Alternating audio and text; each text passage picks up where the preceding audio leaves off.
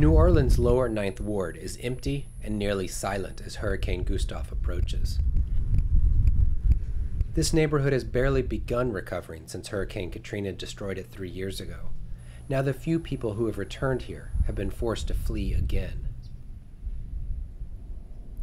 The reminders of Katrina are everywhere here, in the houses and in residents' memories. I had to kick a hole in the roof. We was in the attic, I had to kick a hole in the roof, me and my brother, and get on top of the roof because the water was so high in the attic. And we stood on the hall, wind was blowing, we've been on the roof about 2 days. But things are very different this time around. 3 years ago, these residents were nearly abandoned. Now, they're waiting to be bussed out of the lower Ninth Ward to safety. No, everybody left.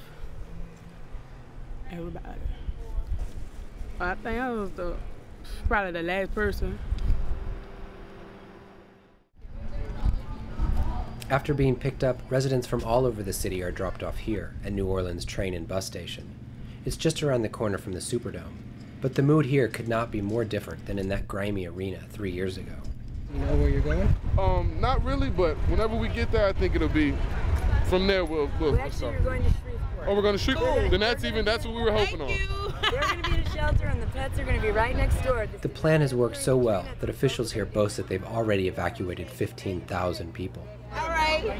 The city feels more empty than it ever did during Katrina, but that doesn't mean everyone has fled.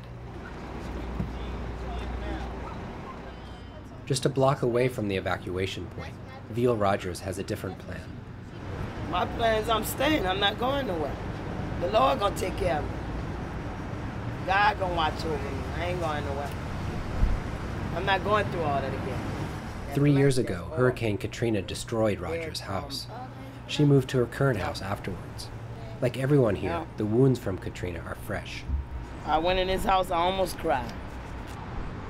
Her new house is on higher ground. During Katrina, the water only came up to the 3rd step, she said, and her family of 5 is prepared. I got water, I got a generator, I got food, I got canned goods. Straight. Officials here say that anyone who chooses to stay in New Orleans is on their own. There will be no shelters or services, and that's just the way Veal Rogers likes it. But it's not gonna be like Katrina. It ain't gonna tear the Superdome up and all this and that like Katrina did. It's gonna be all right. Yep. It's gonna be okay, baby.